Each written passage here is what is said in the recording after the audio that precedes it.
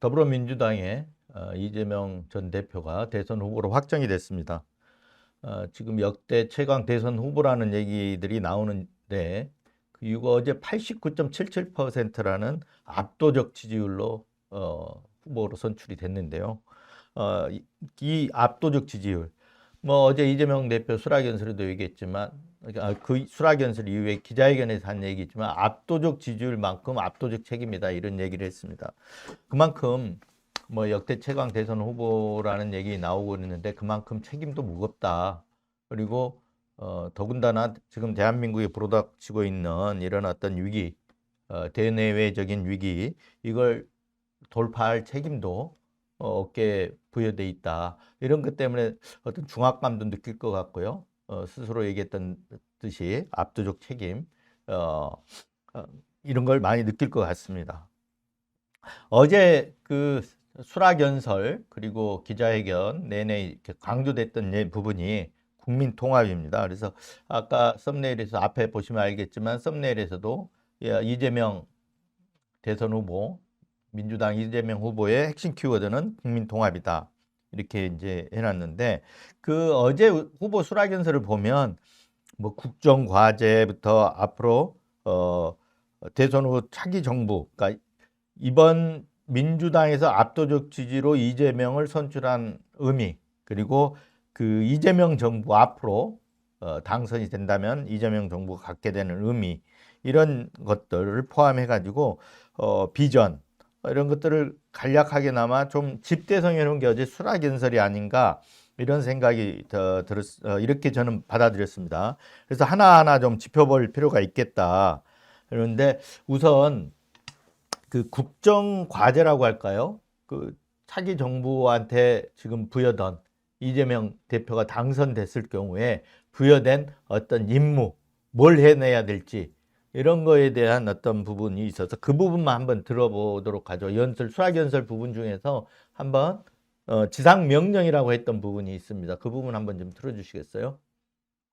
250만 당원 동지 여러분과 민주당을 지지하는 수천만 국민이 한마음 한뜻으로 내린 지상명령 맞습니까, 여러분?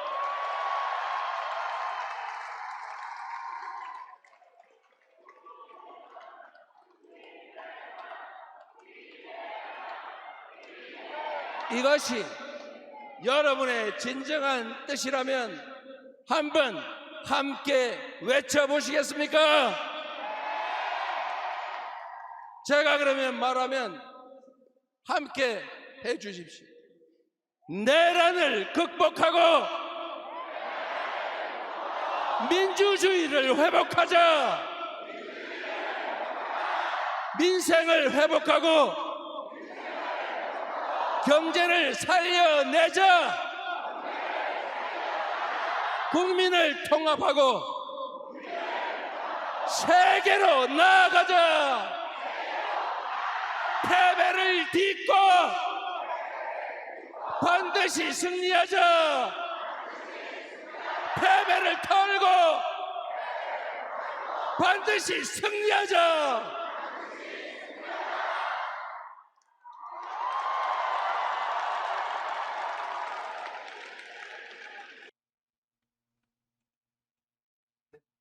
네, 저기서 이제 그 나오는 대로 지상명령 뭐 한번 같이 외쳐보자 해갖고 나온 부분들이 결국은 내란 극복, 민생 회복, 국민 통합 이렇게 제시를 한 걸로 이렇게 볼 수가 있습니다. 그래서 이재명 지금은 이재명 시대에 부여된 어떤 임무, 소명 이런 게 이제 내란을 극복하고 민생을 회복하고 국민을 통합한다. 이렇게 볼 수가 있겠고요. 그 어제 수락연설에서 나타난 부분들을 조금씩 한번 살펴보면 이재명 대선 후보의 어떤 선출, 그 의미, 그리고 이재명 이재명 후보가 당선됐을 때 차기 정부가 갖는 의미 이렇게 해석을 했습니다. 23년 전 오늘, 그러니까 어제죠. 4월 27일 그날이 마침 그 노무현 2023년 23년 벌써 23년 전이죠. 예, 2002년이니까 그때 노무현 전 대통령이 그 대선 후보, 민주당의 대선 후보로 선출된 날, 그날도 4월 27일이었는데 그날을 상기시키면서 불신과 분열의 시대를 끝내고 개혁의 시대, 통합 시대로 가자 이렇게 노무현 23년 전에 노무현 전 대통령이 얘기를 했는데 그때 그랬듯이 어제죠. 2025년의 4월 27일도 새로운 시대의 서막이 될 것이다. 이렇게 이제 얘기를 했습니다. 그래서 차기 정부가 갖는 의미, 새로운 시대의 서막을 열게 될 거다. 그래서 군림하는 지배자, 통치자의 시대를 끝내로 진정한 주권자의 나라, 진짜 대한민국이 시작될 것이다. 이렇게 얘기를 했고요. 그러면서 이제 그 사실 계속해서 이 어제 수락연설에서 관통하는 키워드를 아까 말씀드렸지만 국민 통합인데, 그래서 어제 이제 경쟁했던 후보 김동연, 김경수 후보 있었는데 김동연의 비전도 이재명의 비전이다. 김경수의 꿈이 이재명의 꿈이다. 그래서 경쟁 후보들도 이렇게 포용하는 모습을 보였고요. 네. 그 다음에 그 이재명 정부가 갖는 의미에 대해서는 이렇게 얘기를 했습니다. 김대중 대통령, 노무현 대통령, 문재인 대통령을 이은 네 번째 민주정부다. 네 번째 민주정부로 기록될 수 있을 거다. 이렇게 얘기를 했는데 김대중 전 대통령에 대해서는 국난국복 그리고 IT 강국과 문화 강국의 초석을 다진 대통령이다. 이렇게 얘기하고 노무현, 지역주의와 권위주의 타파의 세기를 연 대통령이다. 문재인, 촛불혁명을 개성하고 한반도 평화의 새 지평을 열었다. 그럼 네 번째 이재명의 소명은 무엇이냐? 네, 아까 얘기했던 대로 내란 극복, 그리고 민생 회복, 그리고 국민 통합. 이걸 통해 가지고 뒤에 이제 비전들이 나오는데요. 그 비전들은 뒷부분에 조금 이따 설명을 하겠습니다. 그래서 지금 이 순간부터 아까 얘기했던 국민 통합을 강조를 하고 있습니다. 예, 내란 종식과 이교 극복, 그리고 통합과 국민 행복을 갈망하는 모든 국민의 후보다. 민주당의 후보가 아니라 모든 민주당의 후보를 넘어 모든 국민의 후보다. 그래서 더 낮은 자세로 정치의 사명이냐 대통령이 제1의 과제인 국민 통합 책임을 다하겠다. 이 국민 통합을 계속해서 지금 강조를 하고 있습니다. 그리고 그 방법으로 민주주의의 복원, 그리고 성장 회복, 격차 완화, 이 민주주의 회복이 국민 통합의 길이다. 성장 회복이 국민 통합의 길이다. 격차 완화가 국민 통합의 길이다. 이렇게 얘기를 했습니다. 그러니까 출마 선언할 때도 그 얘기를 했지 않습니다. 먹고 사는 게 힘들어서 대립과 갈등이 생긴다. 그래서 그 먹고 사는 문제 해결하는 게 어떤 통합의 길로 가는 길이다. 이런 부분하고 이렇게 맥락을 같이 한다고 볼 수가 있습니다. 그래서 그 의미, 그 얼룩진 불평등과 절망, 갈등과 대결로 얼룩진 구시대의 문을 닫고 국민 대통합으로 희망과 사랑이 넘친 국민 행복 시대를 열겠다. 이게 이제 이재명 정부가 가는 길이라고 이렇게 볼 수가 있습니다. 그러니까 이재명 후보가 당선됐을 경우에 이제 이렇게 제시를 한 겁니다. 그리고 이제 대선의 의미, 그래서 이번 대선은 어떤 의미를 갖느냐, 이 부분도 이제 언급이 돼 있는데요. 대한민국 국민 통합을 통해 세계를 선도한 나라로 우뚝 설 것인지 아니면 파괴적 역주행을 계속해서 세계적 변방으로 추락할지가 이번 대선이 에서 결정되는 역사적인 분수령이다. 이렇게 얘기했고 도약과 태영의 대결이다. 그리고 희망과 절망의 대결이자 통합과 분열의 대결이다. 이런 어떤 대선의 의미를 얘기를 했고요. 그 다음에 현실 상황에 대해서는 지금 복합위기라고 설명을 했습니다. 그래서 지난 3년간 민생경제가 벼랑 끝으로 내몰렸고 물가 치솟고 실업과 폐업 늘었고 소득 줄고 주가 폭락하고 그리고 트럼프 등장으로 세계는 약육강식의 시대가 됐고 그래서 정말로 이 성장을 회복하고 무너진 국격을 다시 세우는 데는 국민들의 어떤 짐작조차 힘들 만큼 땀과 눈물이 필요하다. 그러면 그 위기를 어떻게 극복할 것이냐 에서 나오는 게 이제 실용주의, 어떤 이념에는 더 이상 얽매이지 않겠다. 그래서 이념과 사상, 진영에 얽매여 분열과 갈등 이걸 반복할 시간이 없다. 먹사니즘을 물질적 토대 위에서 잘사니즘으로 나아가겠다. 먹고 사는 문제 해결해서 어떤 가치 추구, 국민의 어떤 행복한 삶을 추구하는 잘사님으로 나가겠다. 그래서 진짜 대한민국으로 도약을 시키겠다. 이렇게 이제 그 위기 극복의 어떤 방법론적 측면에서는 결국은 그것도 국민 통합입니다. 이념과 갈등, 어떤 이념, 진영 이런 거에 얽매여서 어떤 더 이상 갈등이나 분열을 하지 않겠다. 이런 얘기를 했고요. 그 목표로 이제 비전이라고 할 수 있죠. 목표. 예. 그래서 첨단 산업 강국을 제시를 했고 전 세계 AI 인재들이 일자리를 찾으러 대한민국으로 몰려오는 그런 첨단 산업 강국. 그리고 농촌, 산촌, 어촌으로 사람이 돌아오는 균형 발전 국가. 그리고 최첨단 무기로 무장한 최고의 장병들이 자부심을 갖는 안보 강국. 그리고 세계인을 울고 웃기며 컨텐츠 세계 표준을 다시 쓸 문화 강국.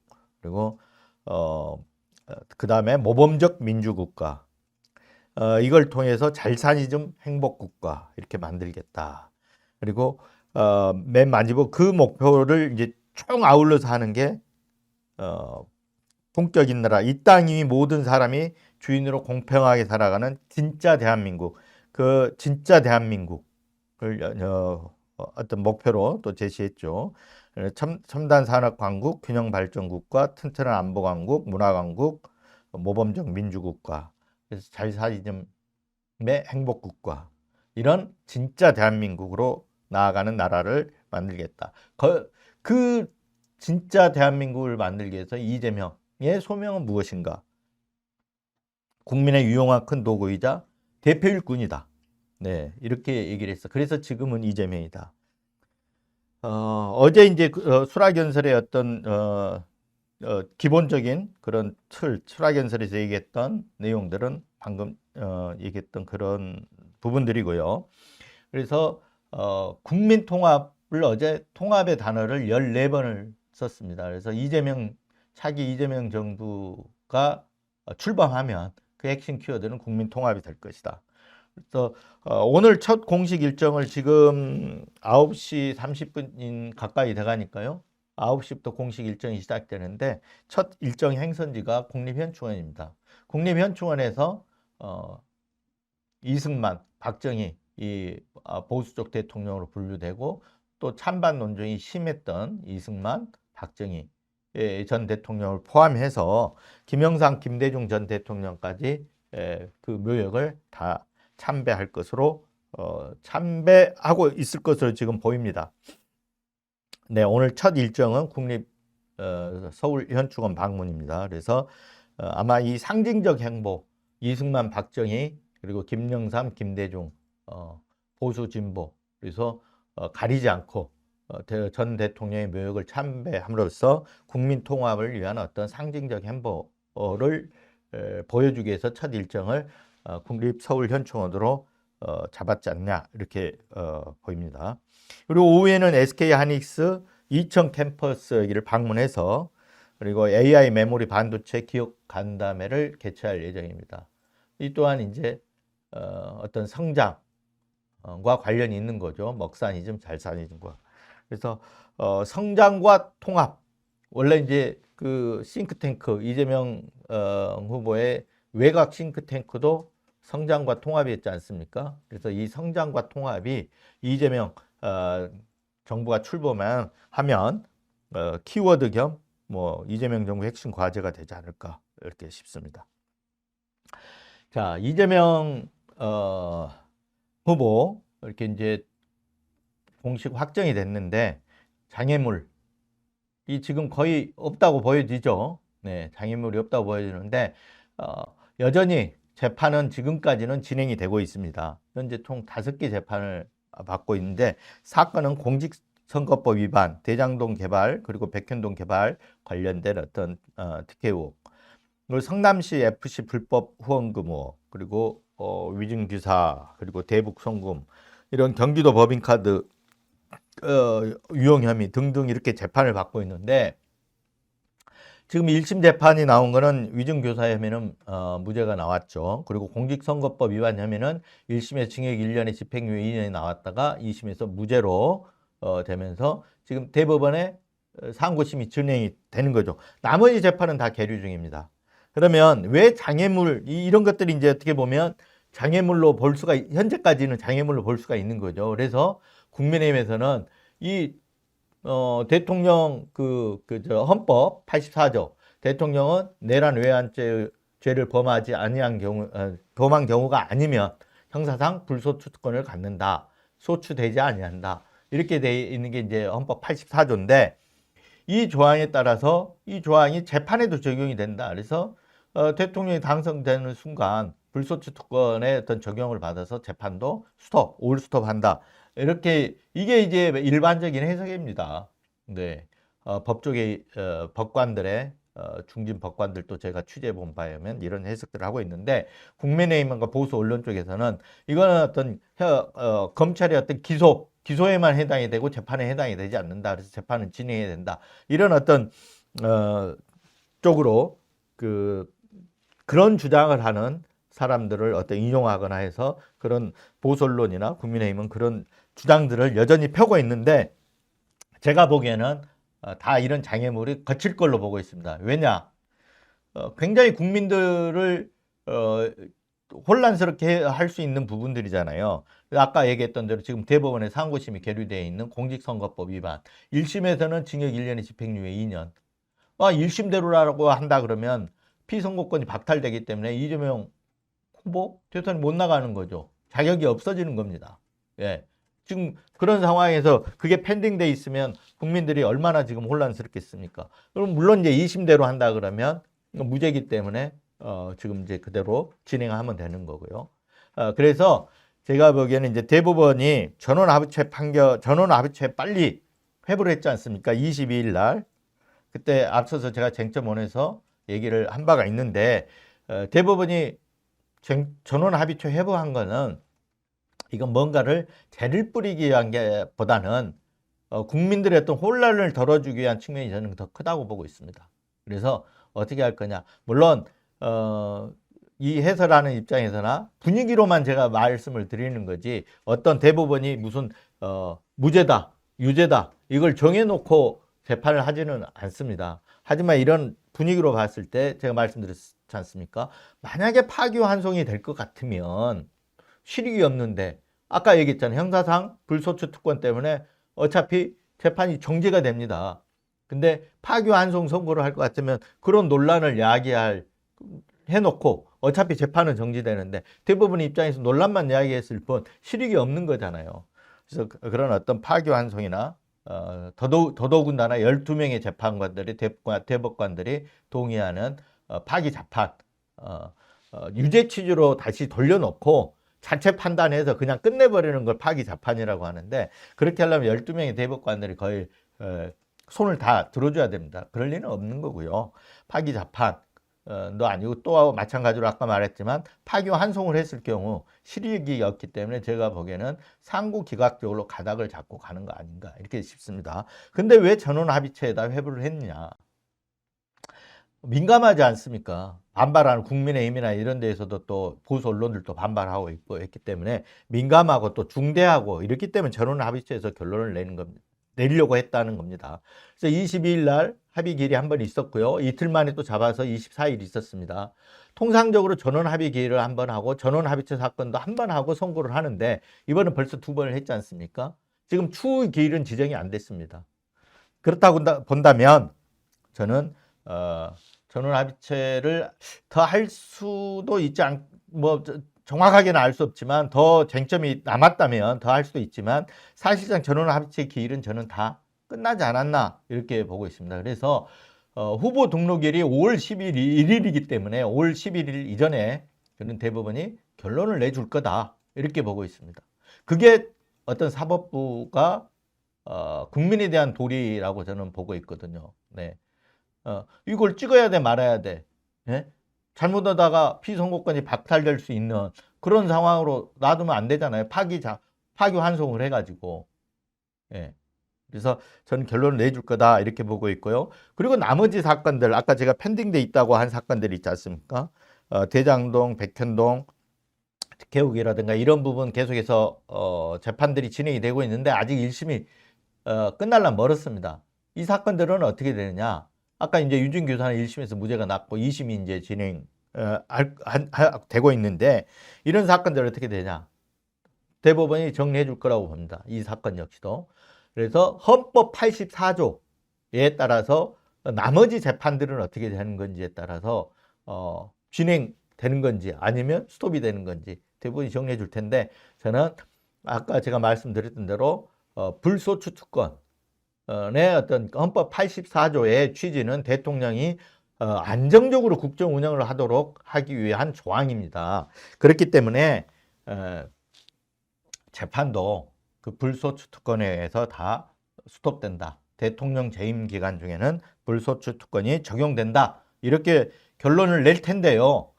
아마도 제가 추정컨대는 그 공직선거법 위반 혐의에 대해서 그 대법원의 상고심 판단을 내면서 같이 적용을 할 거라고 저는 생각을 하고 있습니다.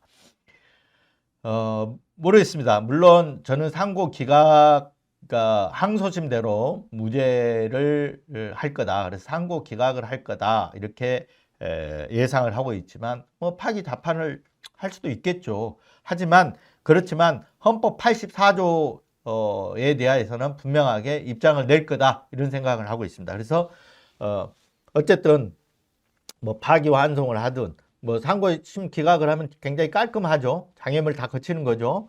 그렇지만 뭐 파기 답판을 파기 환송을 하든 어쨌든 간에 나머지 재판들 5월 스톱된다. 이런 부분은 분명하게 대법원이 입장을 내서 이재명 후보가 당선됐을 때 안정적으로 국정 운영을 할 수 있도록 장애물들을 걷어줄 거다. 이게 어떤 사법부의 국민에 대한 책임이다. 저는 이렇게 보고 있기 때문에 분명히 5월 11일 대선 후보 등록일 이전에 대법원이 입장, 아까 얘기했던 공직선거법 위반 상고심에 대한 선고를 하면서 헌법 84조에 대한 입장을 낼 거다라는 게 저의 예상이고 분석입니다.